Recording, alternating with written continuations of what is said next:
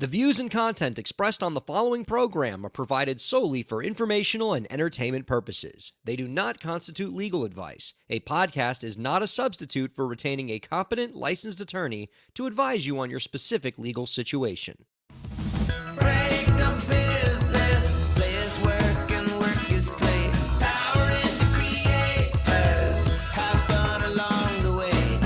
Break the business, doing what it takes. Celebrate success and learn from the mistakes. How's it going, everybody? Welcome to the show. It is time for Break the Business, where we empower indie creators and have some fun along the way. I'm Ryan Kairalla, and it is a pleasure to have you here this week. I am so excited for this show. So many great topics, an amazing guest, and a great co-host to hang out with. Keeping it in the family, producer Lauren joining us. Hey, Lauren. Aw, thanks. Hi, Ryan. How you doing? I'm doing great. I had the most unbelievable night of my life.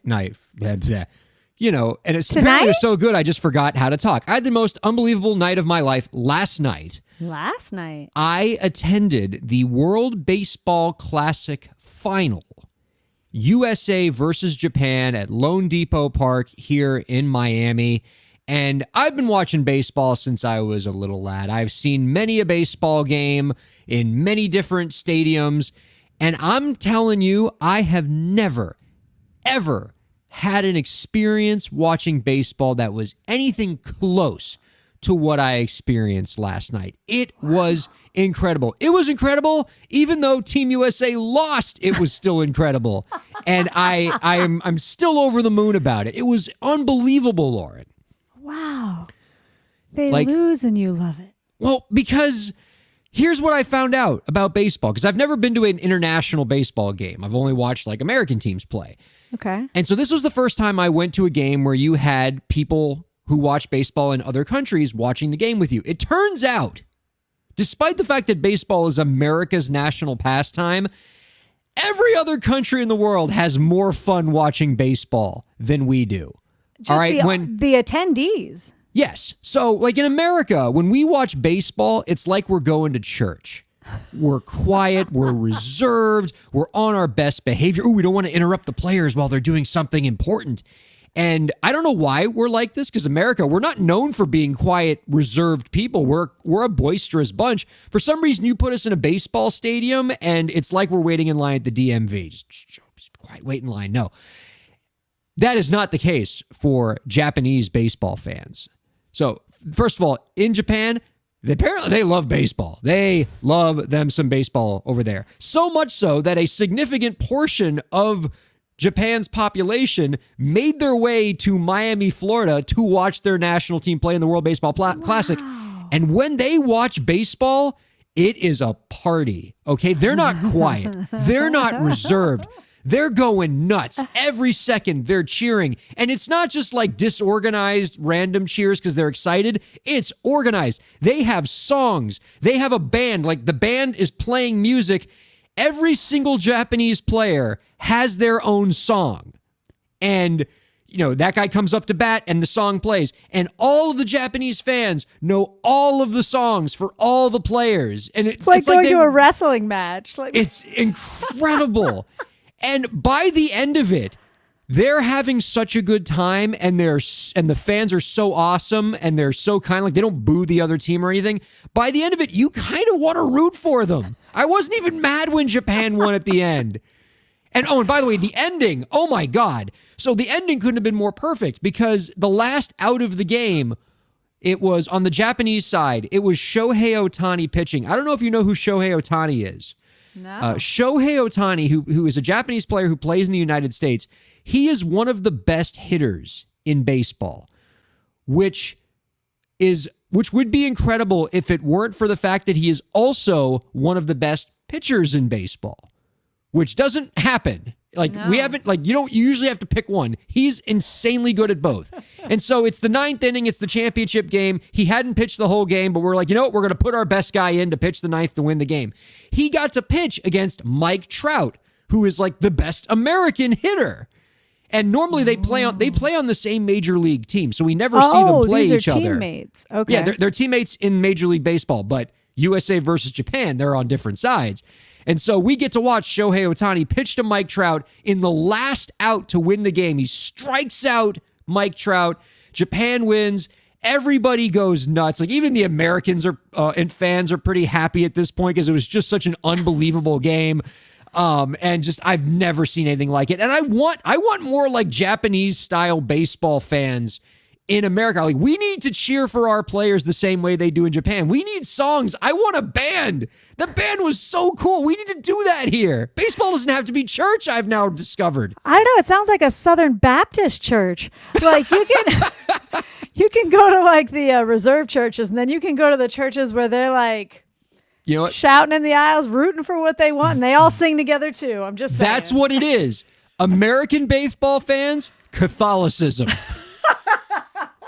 Japanese baseball fans, Southern Baptist. Amen. So great. Oh my gosh. It was a blast. So I'm in a good mood, and we got lots of things to be in a good mood about. Other than that, we got a fantastic guest coming up in the next segment. We're going to be joined by hip-hop artist, producer, and cultural ambassador Mecha Godzilla. This guy's incredible. He gets to travel the world, bringing hip-hop to everybody. He works with nonprofits. He works with kids. To me, Lauren, what he kind of exemplifies, which is an important thing for other indie creators to get to see in action, is an indie creator who is showing all the things that you can do as an indie creator that are outside of the box, right? One of the best things about being independent is that you're independent. Nobody can tell you what to do. You don't have to follow the cookie cutter path for your career in the entertainment industry. And so, yeah, Mecha Godzilla makes records, and he puts out music, and he goes on tour, and he performs like artists do. But he also does cultural ambassador stuff. He travels the world. He creates nonprofits. He helps make the world a better place. He's giving like he's getting medical care for independent musicians and legal services for independent musicians, and he's working in schools, and he can do all these things because he doesn't have a label telling him what to do. He's got his own label. It's awesome. You can't waste your time with stuff like that. Yeah. Oh my God. Can you imagine trying to like you're signed to Universal Records and you tell them, hey, I want to take 18 months off to go to, Nepal to bring hip hop to Nepal. They're gonna be like, no, we don't want you Sorry, in Kathmandu. We want you in the studio. I can't accept those dates. I've got a school production that we're going to, and I just can't let those kids down.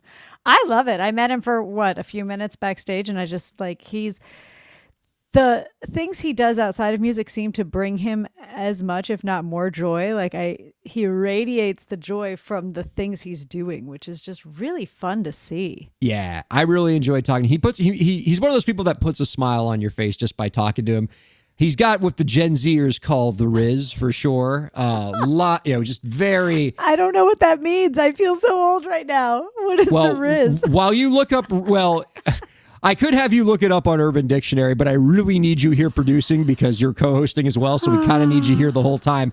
It's short. It's short for charisma, right? Oh, okay, that makes sense. I'll take it. See, that's the nice thing about being like a college teacher. You get to stay in with the lingo like I am. All right, so we got Mecha Godzilla. Before we do our AI Overlords tip of the week, I just want to talk very, very quickly about this insane thing I saw about Ticketmaster. We've talked for weeks about how like Ticketmaster is just like the worst.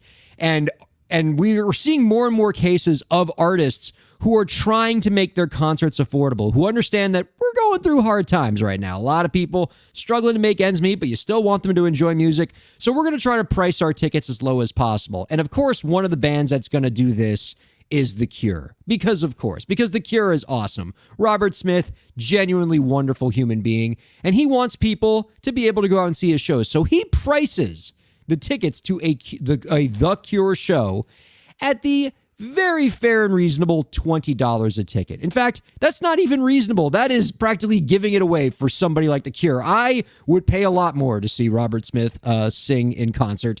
So $20, good on The Cure for really reaching out and helping out their fans there. Ticketmaster, however, did not play ball. We have a tweet here from courtesy of Tim Burgess on Twitter that is telling us a little bit about what happened when Robert Smith tried to price his tickets at $20 a piece. From the tweet, so The Cure and Robert Smith wanted to keep ticket prices at a reasonable level for fans. on their upcoming North American tour dates. Of course, Ticketmaster absolutely rinsed them with ridiculous extra charges. So if you're for the radio audience who can't see what Tim Burgess posted here, all right, The Cure. So this is somebody who bought 4 tickets to the show. Times $20, $80. Pretty good night out for 4 people. Like if you can get in and out for $80, that's always great. Shoot, you could even buy 1 popcorn for the 4 of you to share and you're at $100. So still pretty good night. But then Ticketmaster comes in and says, oh, no, we can't let that happen. As the receipt shows in the tweet, Ticketmaster tacked on a $46 service fee, a $40 facility charge, and a $5.50 order processing fee. What the difference is between a service fee and an order processing fee? You would think that order processing would be part of the services that Ticketmaster provides. I will never know, and it is a mystery best left to the greatest scholars of our time. But now, The Cure tried to price this at $20 a piece, and for these 4 people, that reasonable Cure price put their final bill when the Ticketmaster fees got added to it at $172.10. Thanks, $80 Ticketmaster. worth of tickets cost you $170 to get digitally, not to get printed copies of mailed to you. The Ticketmaster fees cost more than the show. Yeah, almost. Yeah. That happened in one of my shows last year. We don't always work with Ticketmaster, but we had one of those. And when I was buying a bunch of tickets, I realized that they literally doubled our ticket price.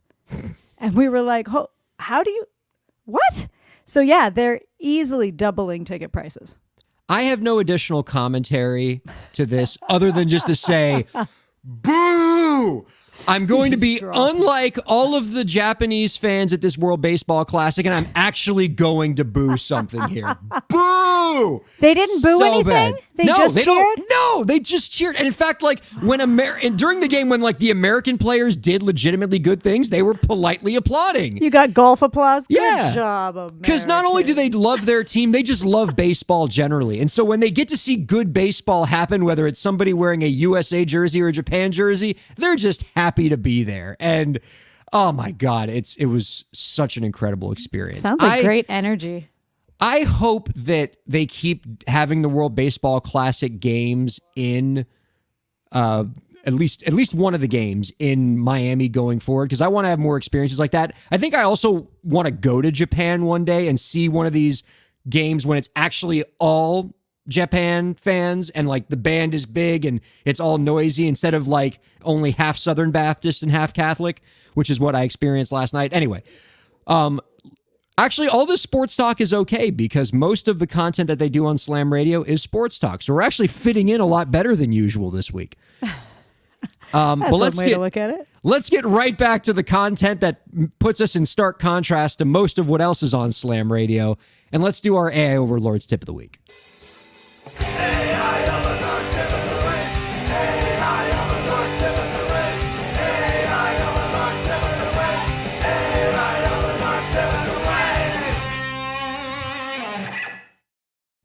In honor of the World Baseball Classic, our AI Overlord tip of the week is going to involve baseball a little bit.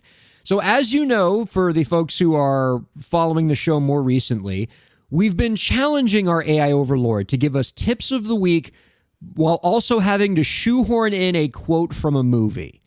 And so this week, what we're going to do with ChatGPT, our AI Overlord, is to have it give a tip of the week, but it needs to include a quote from what I think is the best baseball movie that's ever been made, Major League, the 1990 classic Major League. I think I still watch it once a year on an annual basis. And so I just grabbed a quote from that movie. The quote is when Harris says to, or I'll set the scene, all right, little set scene here. Okay. Pedro Serrano is the big power hitter on the team, and he's into some like, you know, kind of mystical sort of Caribbean religions. And he's got Jobu, this little character guy who's like the god that he worships or whatever. And he's trying to pray to this god to help him hit a curveball because he's having trouble hitting a curveball. And the pitcher on the team, this guy Harris, sees Serrano praying to Jobu and says to Serrano, have you considered accepting Jesus Christ as your personal Lord and Savior? And Serrano says, I know Jesus, he is a good man, but he can't help me with the curveball. And Harris goes, are you telling me Jesus Christ can't hit a curveball? So we're going to have ChatGPT give us a tip of the week, including the quote, are you trying to say Jesus Christ can't hit a curveball? Here we go.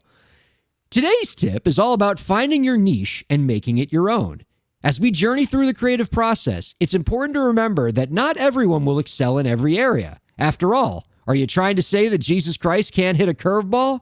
Even the most talented individuals have areas where they may not be as strong, so don't let that discourage you. I don't think that quote made sense in that context, but we're going to go ahead and let it ride because I just enjoy hearing that quote.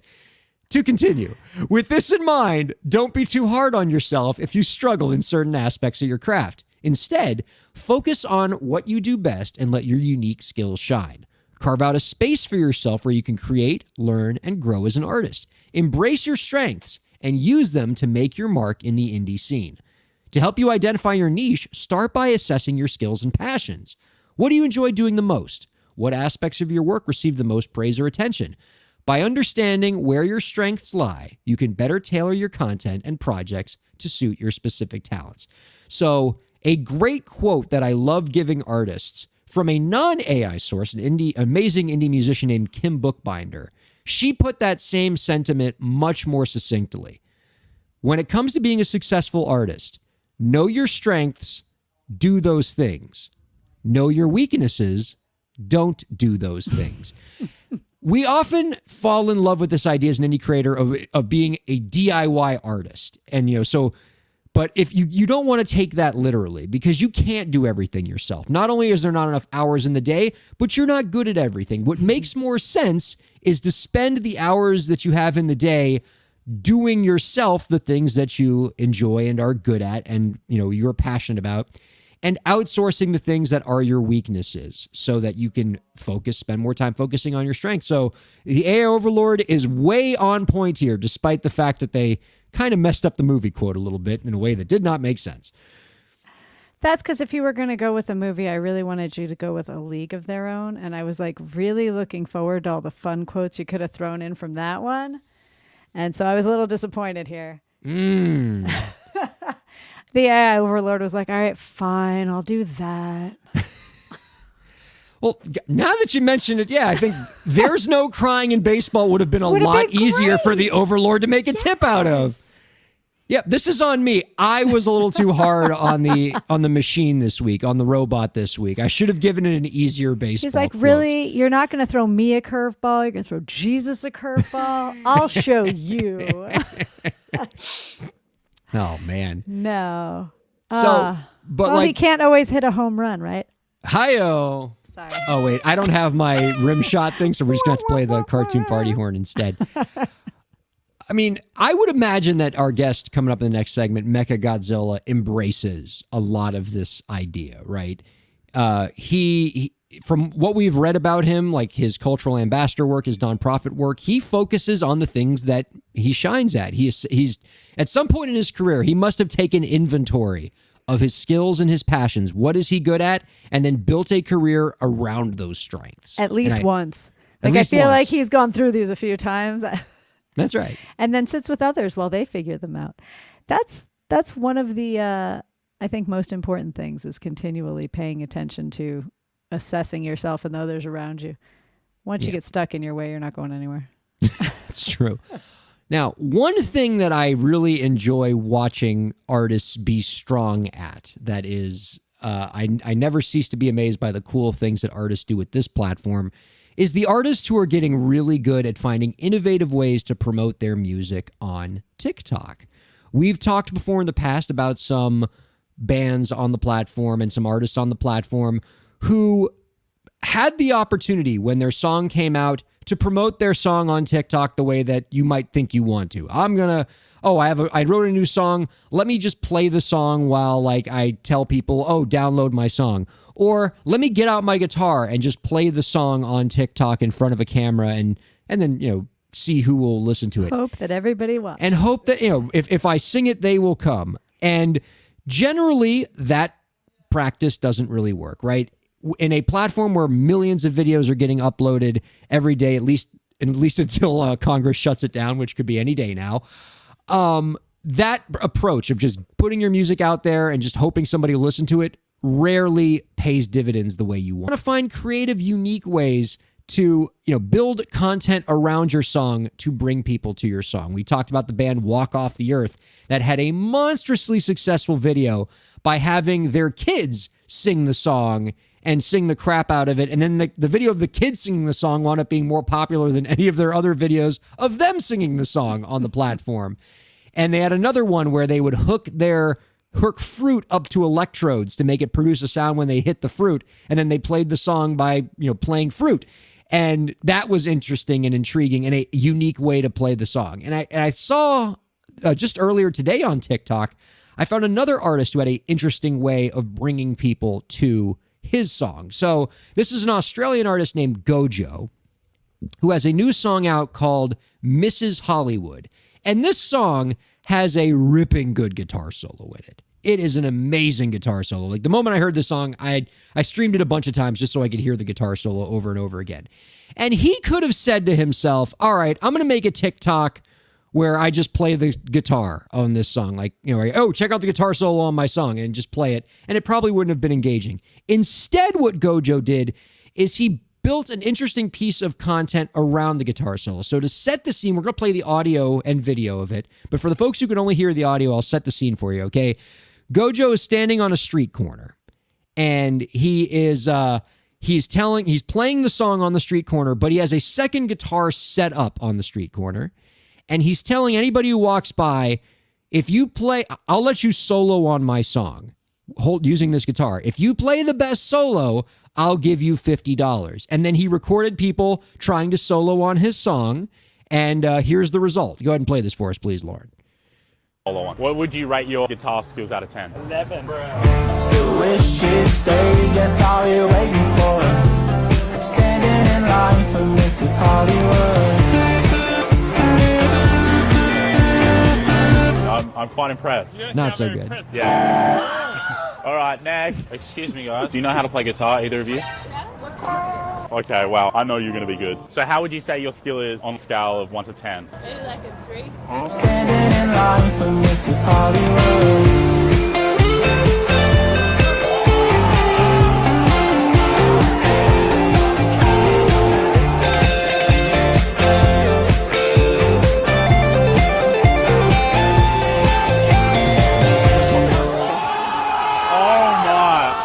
Quit. Wow. Okay. Yeah. Okay.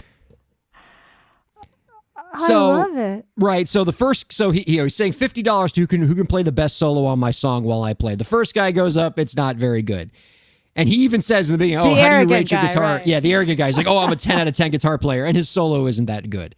And then the next girl comes up, and it's a girl, and he's like, how do you rate your guitar skills? Gojo asks her. And she says, like a 3 out of 10. And of course, like he plays it, and she solos on it, and she absolutely shreds. Yeah. And, she gets the $50.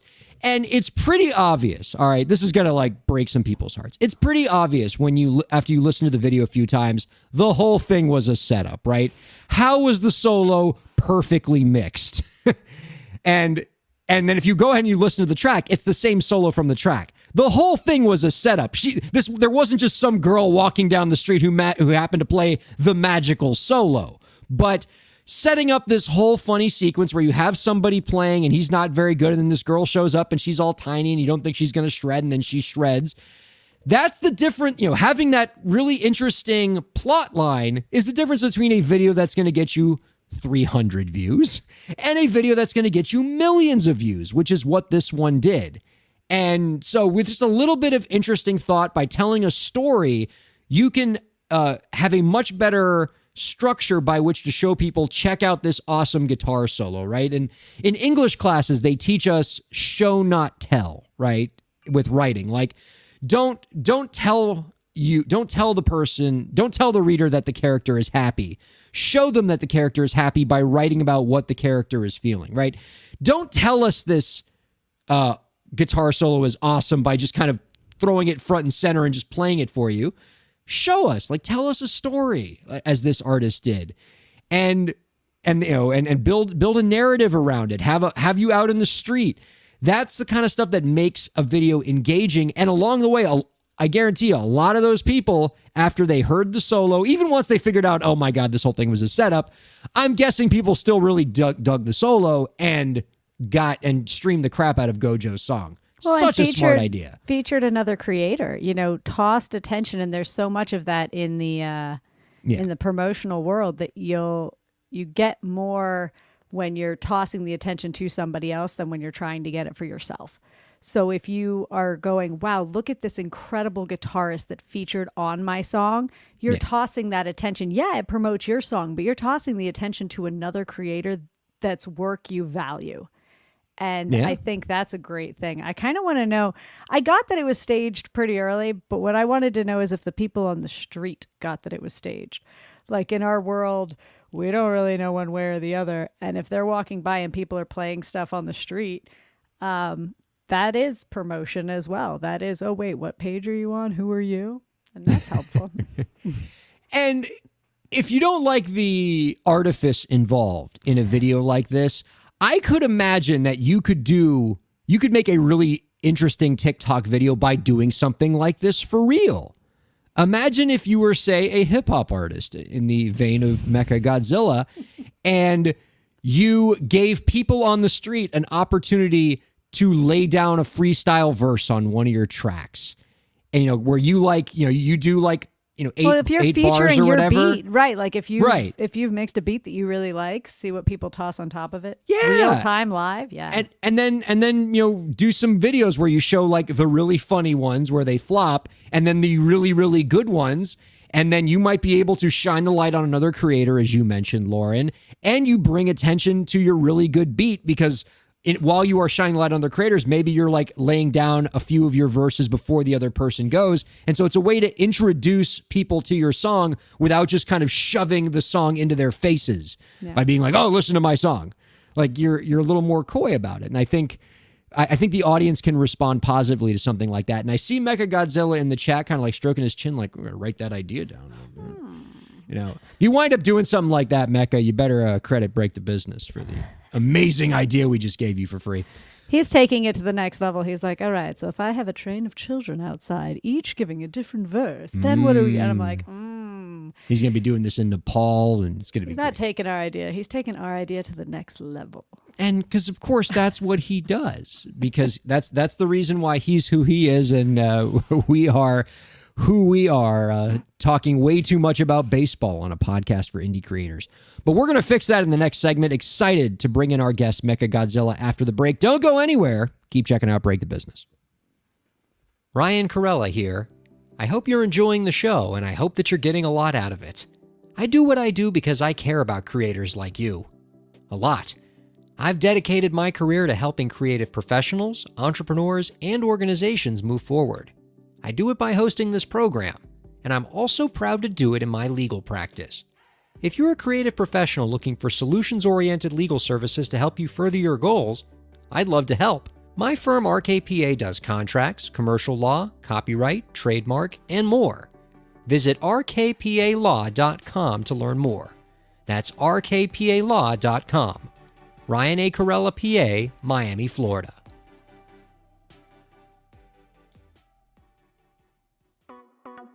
Streaming services for Break the Business provided by LEK Entertainment. LEK Entertainment is a full-service entertainment company offering everything from consultations to full-scale events and productions, including audio and video productions, voiceovers, staged theatrical productions, script and music development, and streaming services. For more information, visit lekentertainment.com. LEK Entertainment wants to help you bring your story to life.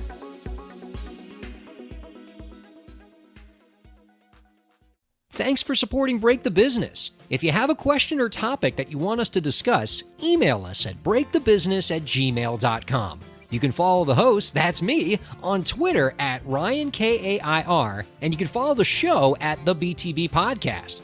Be sure to subscribe to the show on Twitch, YouTube, and Facebook and on all major podcast platforms. And now, let's get back to the show. Welcome back to Break the Business, everybody. You can check us out on all major podcast and live streaming platforms and on our satellite radio home at SiriusXM 145. Wherever you're checking us out, we are happy to have you. Ryan Kairalla here with producer Lauren. Lauren, I just read during the commercial break that over half of the televisions in Japan were tuned in to the World Baseball Classic for that final. Can you imagine? Half of them? Over half of them. Like, we can't get that many to tune into the World Series. it's worse than that. This wasn't even on the main Fox network in the United States. So this was like in Japan, this was like all they were watching. In the US, this got bumped from Fox to Fox Sports Network because they had to run 911 Lone Star instead. Really? So yeah, like they did not want to bump 911 Lone Star for the biggest game in the history of the baseball world. Anyway, let's go and bring on our guest this week. He is an acclaimed producer and MC who serves as a United States cultural ambassador for hip hop, fostering cross-cultural exchange in countries like Uzbekistan, Nepal, and Taiwan. You can find out more about our guest's work by visiting www.mechagodzilla.com. We are happy to welcome Mecha Godzilla on To Break the Business. Hello. Peace and love. What's up, Ryan, Lauren? That sounds Peace. incredible. Peace and love right back at you. I want to talk all about the work that you're doing around the world. It sounds amazing. But first, if you could indulge us in a little bit more of this World Baseball Classic talk, only because I know... Well, there's a Ryan method to likes my... baseball, okay? There's a method to my madness, producer Lauren. Okay, Mecha Godzilla spent a great deal of his career in Japan. So he knows Japan quite well. And I'm wondering, are you familiar with like how much baseball is like a big thing over there? Yeah, so I first went to my first baseball game in 2018. And I saw it was the Hiroshima Carps versus the Tokyo Swallows. And I just remember how much of an event it was. Like, we have, the fans have the same type of noisemakers, but the songs, like what you said earlier, Ryan, I was like, what is going on? And I was like, why does every player have a different song? Like, and the fans knew it. And what I love what you shared is, the fans are going to the games, so they know they're hearing the other team's songs over and over again. So they know the songs. They just don't like the team, So coming here, those fans are gonna know all the songs, and they're pretty catchy in Japanese. Like it's way too much fun, and everybody's so peaceful. Like Oh my God! I was trying to figure out how they knew all the songs. Like, did all 13,000 of them just meet at somebody's house the night before and they were rehearsing it or whatever? Because like they were all together. It was and like the band was on point. It was really something special. What happens when they introduce a new player? Like, I get over time, the people's songs because you've heard them over and over. Is there like a launch party? Like, we've got a new player on our team. Here's their song. That would be funny. It has to come out somehow. Exactly. Right. That would be funny. Like a That's baseball. right. Mecha Godzilla produced the album for our new player. Just drop this hot track for the new DH. Okay. But Japan isn't the only country in the world that you've spent a lot of time in. You are, in fact, a world traveler when it comes to the music that you make. You are a United States cultural ambassador for hip hop. Yeah. That has to be the coolest job title in the federal government. When I was a kid, I wanted to be like a senator or something. Now I want to be a United States cultural ambassador for hip hop. That sounds incredibly cool. Tell me there's like a Senate confirmation process for this. Like you have to go before a committee. Joe Manchin's like listening to your music like, oh, this MFer spitting. This is great. How does one get this gig?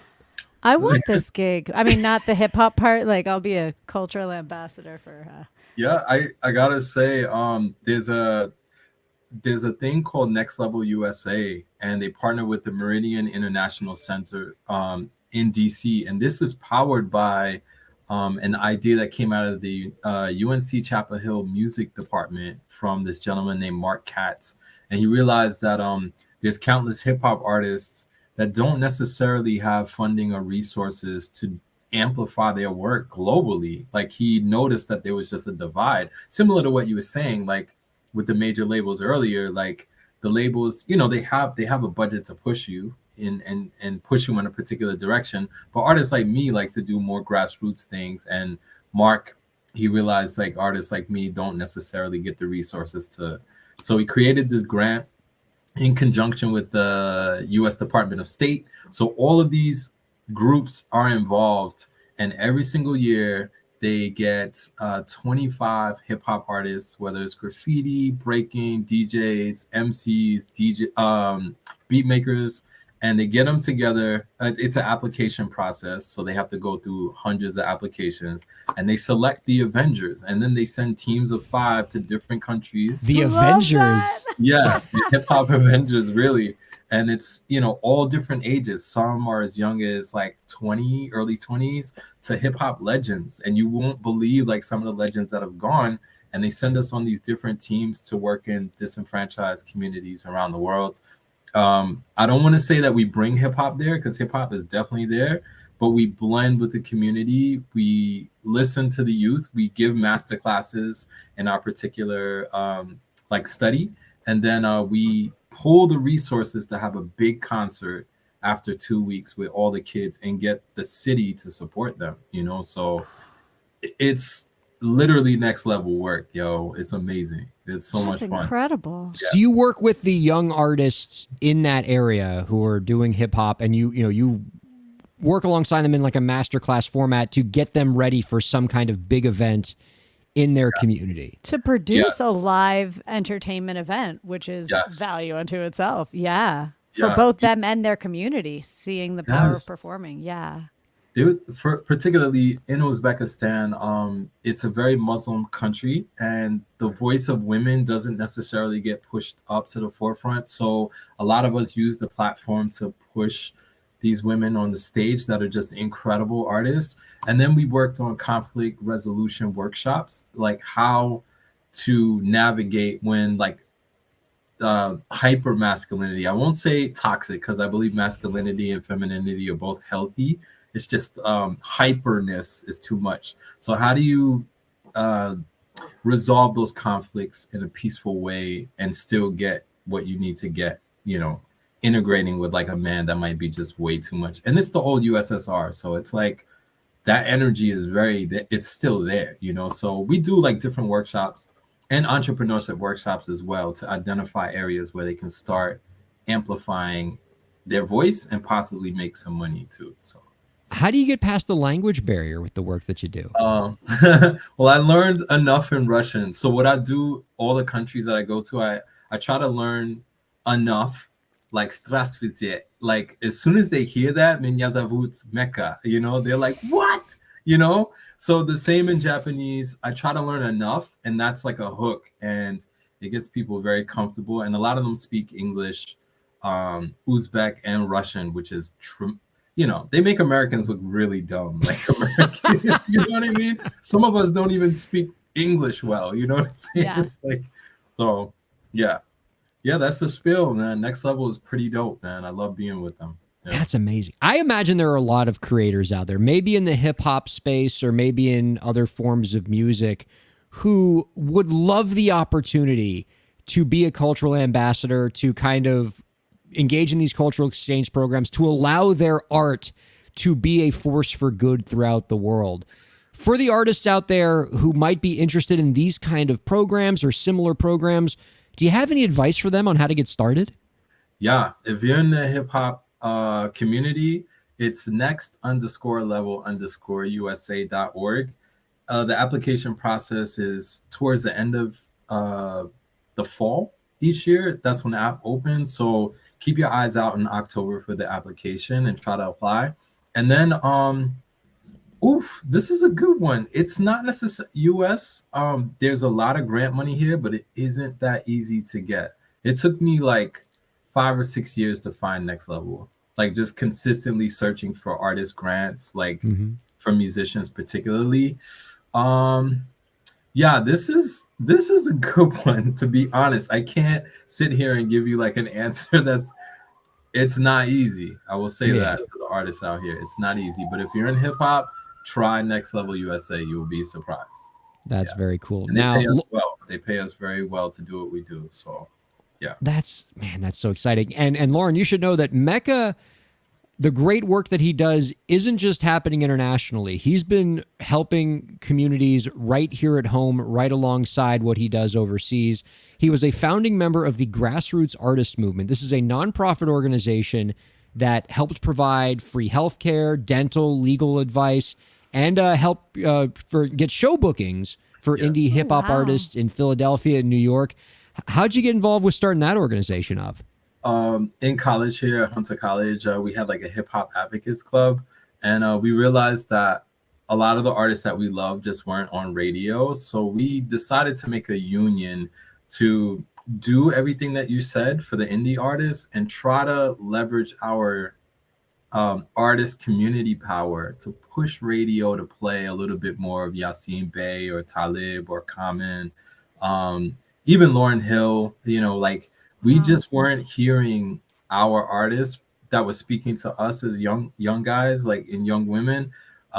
So we really, you know, we had like a lot of engagement, I would say, with the industry just to see if they would equalize the messaging on the radio.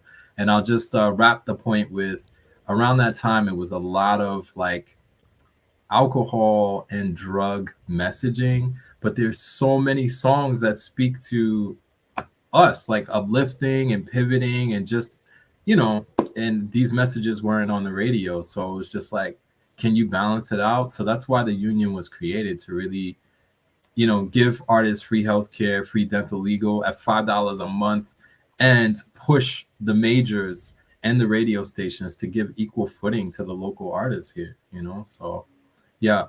And that, I'll just wrap the point as well.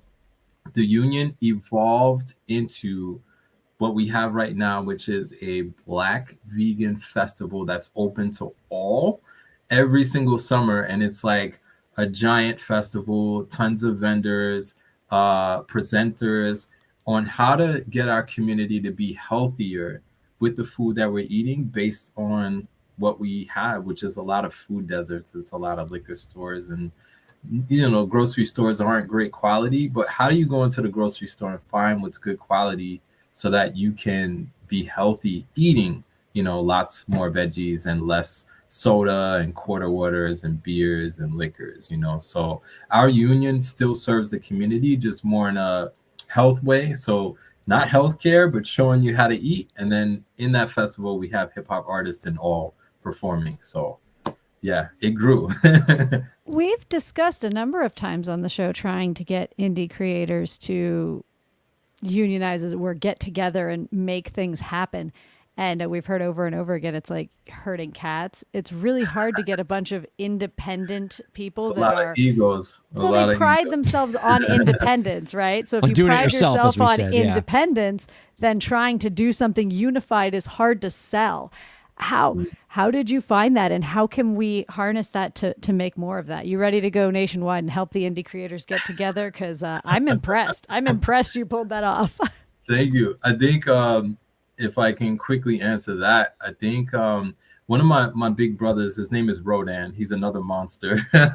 I'm noticing a theme with the folks in your group, all the Godzilla enemies there. I assume you have a Mothra floating around too. There was. Shout out to Azar. Yes, she's Mothra.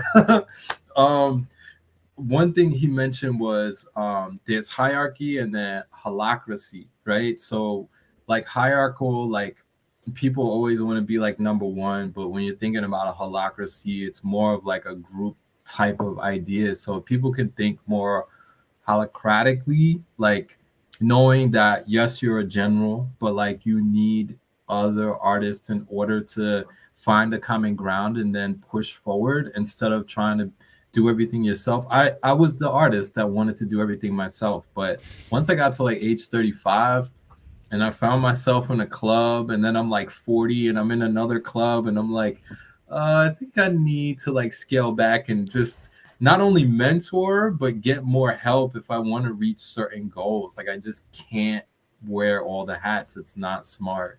You'll burn out doing that. You know what I mean? I really believe that. So this life of service-based art that you've embraced. It sounds like that wasn't what you had set out to do in the beginning of your career in music. In the beginning, maybe you were pursuing a more conventional path as an indie creator, and then you started to embrace this other side. From what I'm guessing from talking to you, I mean, really seems to be the thing that lights you up. Like the way you talk about serving others, you almost sound like you're more excited about that than about making music, which I know you're also very excited about. Oh, this is great. Yes, Ryan. So when I started, it was the era of the game was sold and not told type of era. So going through that, and sometimes you meet your heroes and you're just like, wow, you're a complete a-hole. Like, I wish I never met you. Like, I love your records. Why are you such an a-hole? You know? Come on, name names. Give us one. Give us one. Can't do that. But and then as I grew, and then I'm also an advocate for international women that come to New York as artists and they want to pursue their dreams. And I know the social dynamics of what it means to be a woman in the studio. I'm not a woman, but I understand the dynamics of how men treat women in these spaces. They record with them and don't want to give them the sessions, or hoard the sessions and don't want to give it up until there's some sort of unfair value exchange, in a inappropriate way, I'll say. And it really pissed me off. So I found myself mentoring women that just got here, like, yo, do not go to the studio after 9. And if you see alcohol in there, it's time to leave. If you see them smoking and they're too slow to load up a session and you're supposed to be singing, it's not good for your voice. Why are you there? Consider recording at home and just working with somebody to engineer. Like, I'll show you, so I realized I was doing that, and then it just grew. So I would try to help, whether they're younger, older, that my framing started to be like that, but still very much wanted to do my own art. But that's how the service-based assistance from me started to come out, is really trying to be an advocate for women and protect them here in the New York City setting. So yeah, Glad someone is. Yeah. Yeah. No, seriously. Yeah. Good on you. That's fantastic. The interviews I love doing the most on this show are the ones with artists just like you, who have discovered that by virtue of being independent, by having full discretion over how to go about their career, they can embrace a life of service in a way that other creators who are, going the more traditional path in their career can't, because they have strictures and restrictions and big media companies that are telling them what to do. And, you can't just, go to Nepal for a few months. And like but the ones like you who do embrace that life of service, most psychologists will tell you that's exactly how to find happiness, right? Like, happiness is not what you get, it's what you give of yourself to others. And so artists like you actually wind up kind of finding this really great smile as a result of this kind of life. And ultimately, that's what we're trying to do with with indie creators. Is we, along the way, we want all the folks that we advise on this show to become happier. And I'm telling you, indie creators, this is where you find the happiness. It's by giving of yourself. It's mentoring. It's serving others. And by virtue of being an artist, by virtue of being a creator, by having this gift that you've honed and sculpted, you are in a really good position to give to others, because that gives you influence and you can mentor others in art, and people tend to follow great artists and do the things that they say. So, somebody like Mechagodzilla, you've realized this and you've used your great talent and your gifts as a force for good, not just at home, but throughout the world. And that's so inspiring to me. Yeah. Thank Teaching, sharing your passion when it's something that I think our culture doesn't value as much as it should. So showing people like you that there is value in things that they care about and can share a passion with somebody, I think is incredible, because you get to see that light continue. Like, if it's burning a light in you and everybody else is going, well, that's a nice hobby, and you can come in and say, say thanks. I know you think that being a YouTube star isn't a career, but guess what it is for somebody. But being able to show people that they enjoy what they're doing and can smile like you're smiling, like, hey, listening to this made a whole group of us go in with you and go, oh, that was awesome. Like, you feel that energy. And so the fact that you found a way to share that is a void in our world. And I love that. I appreciate that. And I love that you're also encouraging others to do that. You're not saying go make music. You're saying, like, this is our world. We have to look out for each other. Yes. We have to build on each other. So good on you, as Ryan just said. Thank you. Thank you. Now, there's no way to transition to what I'm going to ask you next. We cannot have this amazing, powerful discussion about the power of hip hop to change the world. And then I'm just going to completely shift into what I'm really excited to talk about here, which is a hip opera album about Street Fighter. Oh. But I need to ask you about this, okay?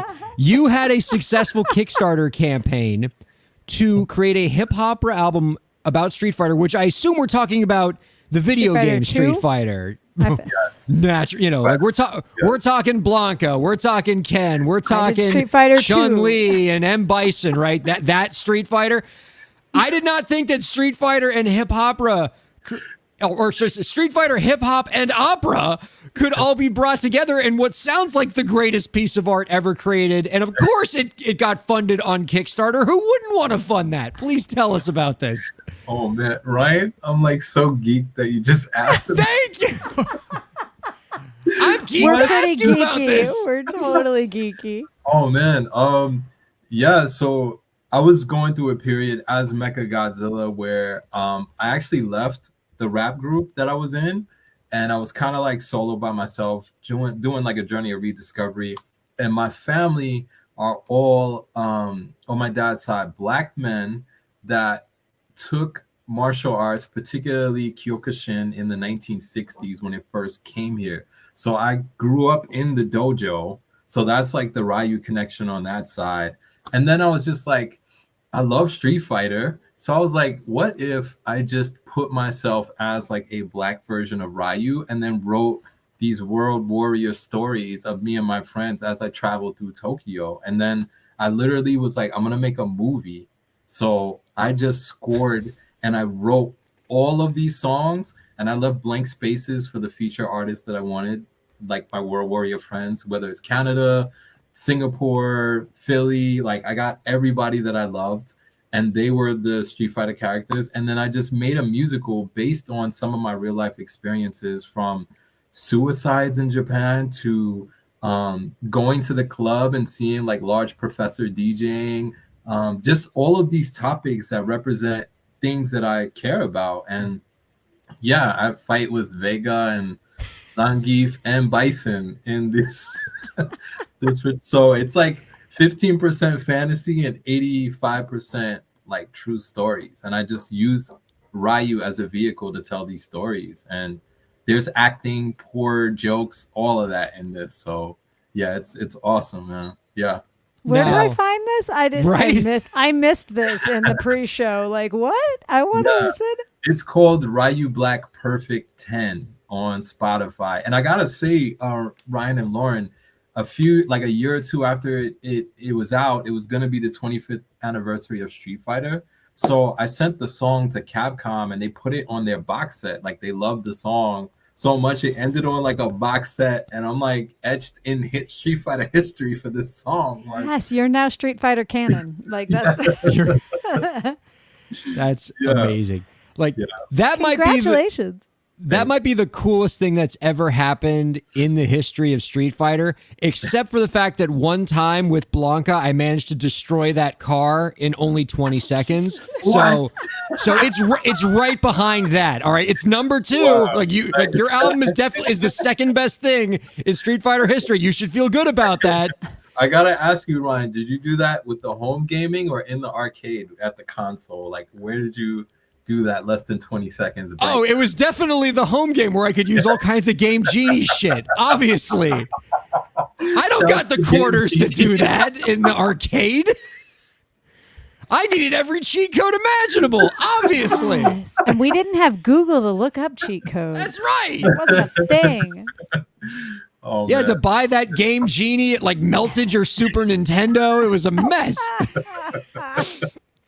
You can find out more about our guest work by visiting mechagodzilla.com. Lauren, here's what I'd like to do, okay? I want to give you a little bit of time to set this up. Mecha's got a really great track that we want to play on the show called Tread.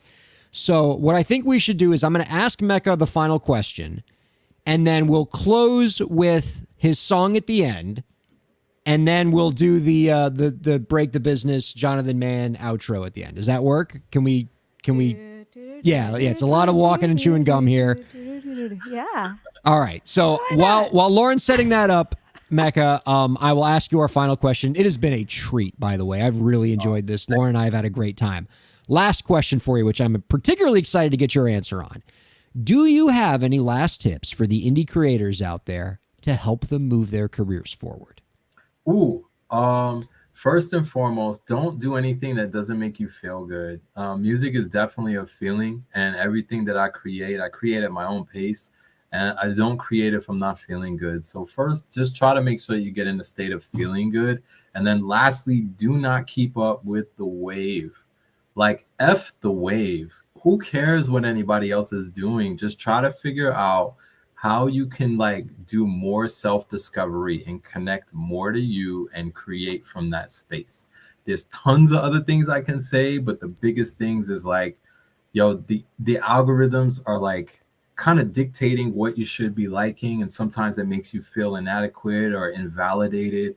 F the algorithms. Algorithm literally is Al Gore dancing. Who wants to do that? Yikes. You know what I'm saying? Don't keep up with that. You know what I mean? And we've all seen it. We've seen him do it. You know, I'm never gonna be able to get the image out of my head of Al Gore at the 2000 Democratic Convention. Yeah. So that's my advice. Al Gore rhythm. Yes. Oh, no. Great dismount, Mecha. Again, you can find out more about our guest work by visiting www.mechagodzilla.com. That's MECCA Godzilla.com. This has been an absolute blast. Thank you so much for hanging out with hanging out with us this week, I should say. Speaking of people who can't even speak one language. Don't be a stranger, all right? We'd love to have you on again real soon. Let us know where in the world you're heading next, and we'd love to keep track of you. I appreciate it. Thank you both so much. I appreciate you. Thank you. All right, now we're going to play here on Sirius XM Radio Mechagodzilla's latest track, Tread. Before we play it, do you want to tell us anything about this track? Yeah, this is an exclusive. It drops on April 4th, and it features a really talented MC from Philly named Keen, and hip-hop legend Eric Bobo from Cypress Hill on djembe. So I produced it. Keen's rapping. It's a track about just going all out, being frustrated and going all out with a bang, so enjoy. Can't wait. So, all right. So want to thank our guest, Mechagodzilla, producer Lauren, and all of you viewers and listeners for checking out Break the Business. We're going to play Tread now, and so I will bid you all adieu. Thanks for checking out Break the Business. We'll see you next week.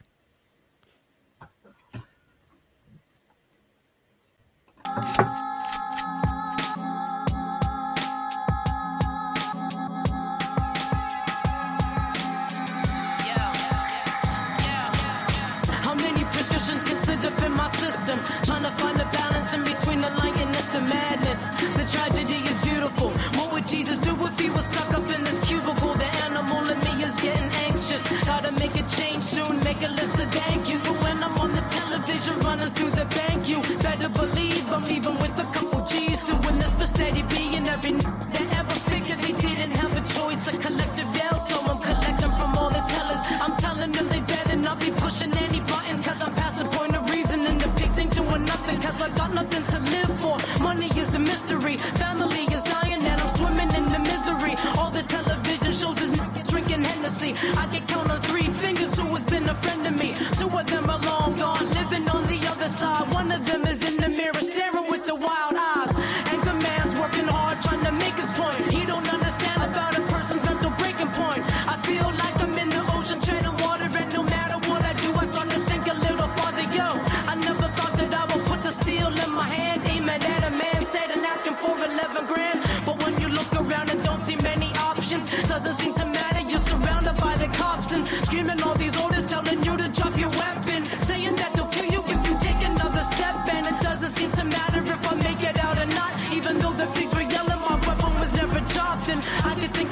Just bet